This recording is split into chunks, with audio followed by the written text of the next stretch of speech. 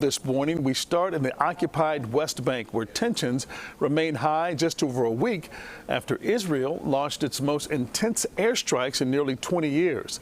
This time in Jenin, a city home to a refugee camp for nearly 24,000 people. At least 12 Palestinians have been killed, with well over 100 injured. The UN says the Israeli airstrikes and ground operations there may constitute as a war crime. But this is far from the only example of recent tension boiling over in that region. And joining us now live from Palestine to talk about this is Illinois State Representative Abdelnassar Rashid, who is currently in Palestine. Good morning to you. Exactly where are you right now with your family? Thanks so much for having me on, Ryan. I'm in my village of Turmusa'aya, which is very close to the Palestinian city of Ramallah and about 25 miles from Jerusalem. You're very close and about 50 miles away from Jenin, the site of the attacks from last week we just talked about. And a few weeks back, you and your family were in your childhood home when your town was attacked by an angry mob. If you can, tell us what that was like, what that experience was like, and explain or describe the general mood that is going on since you've been back over there. So I'm visiting the village that I lived in for 6 years as a child. I was here from ages 5 to 11. I was born in Chicago, but lived here for basically all of elementary school. And I was coming to visit with my wife and our 3 kids. Our visit's coming to an end soon, but we came a few weeks ago, and I was on Wednesday, June 21st, in the village, in the city of Ramallah, running some errands when I get a call from my mom saying, our village is under attack by settlers, and my phone started getting inundated with videos and pictures showing a mob of armed Israeli settlers setting houses on fire, cars on fire, attacking people of the village. Unfortunately, one young man was killed. He's married to an American citizen. They have 2 young children. That was Wednesday. The very next day, on Thursday, my heart dropped when I got a text message from someone living in my neighborhood saying in all caps, "The settlers are back, they're here, send help." And I immediately started trying to figure out what we're going to do for my family. One man came to our house and said, "Flee your homes." We started getting ready to leave. Then the gunshots started. And so we had to reassess, went back inside, bolted doors, barricaded them, closed windows. And in that moment, I honestly did not know whether we would live or die. That is incredible and unbelievable. I'm sure you're still shaken up about that. Was there any thought to leave the country and come back here to Chicago and to the States? Well, it's not just me and my wife and kids, my parents, my siblings, nephews and nieces, so many relatives. And Palestinians are not going to allow armed Israeli settlers to drive us from our homes and from our villages. That's not something that we would tolerate.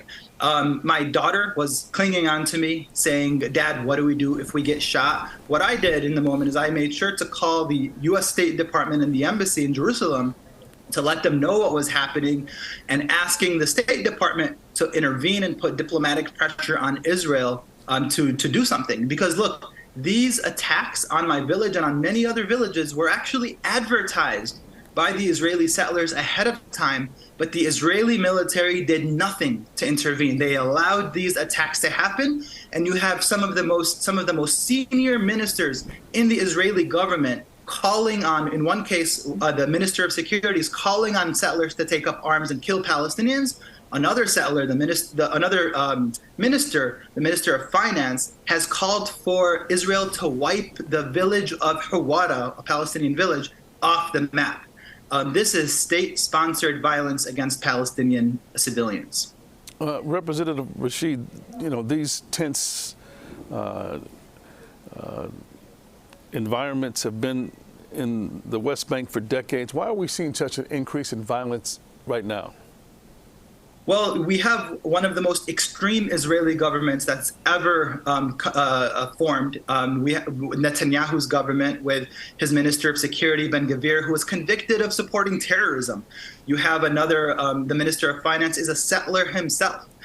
So you have some of the most extreme politicians in Israel assuming the most important roles in government, and you have the United States enabling them, unfortunately, to the tune of $4 billion a year in military funding.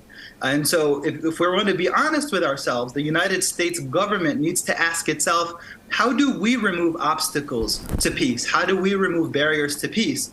And giving military funding to the state of Israel at $4 billion a year, that's not the solution. That's not going to help bring about peace. Can you talk about the generational trauma that all of these attacks and violence have caused for your family, your relatives, for the people of Palestine? Absolutely. And, you know, I'm one of the lucky ones. I get to go. My time here is going to come to an end, and I'll be back in Chicago very soon with my family. But you're going to have thousands of people in the village still here, and millions of Palestinians across the region will continue to suffer from the daily trauma and violence of the Israeli military occupation. And I had to have the conversation with my kids that every Palestinian parent has, which is to tell them, to explain to them that the Israeli government doesn't believe that we deserve equal rights. The Israeli government believes that we could be hurt or even killed without accountability, without consequences, and so we need to be particularly careful. All right, before we let you go, we had you on a couple of months ago when Illinois became the first state to count Arab Americans in state data. And we don't need to tell you how strong of a vibrant Arab American community there is here in the Chicago area. How can you help our Illinois brothers and sisters here in Chicago who may have family and friends dealing with what you're seeing there every day?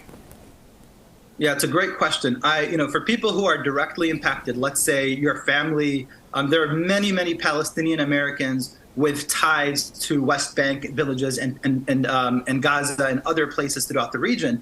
If you're impacted, make sure to talk to your member of Congress to explain to them what's happening. And if you're having, for example, travel issues or restrictions like many, many Palestinians suffer trying to enter their homes, contact the State Department, contact the embassy, your member of Congress.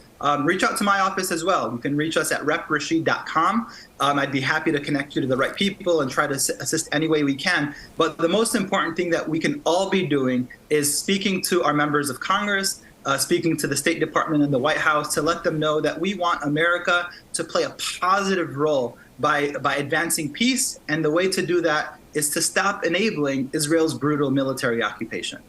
Illinois State Representative Abdelnassar Rashid, we appreciate you making time for us this morning, live from the West Bank, where things are very tense and a lot happening over there, and your safety is our primary concern. So we appreciate you being with us and wish you all the best, and hope for your safe return back here to Chicago.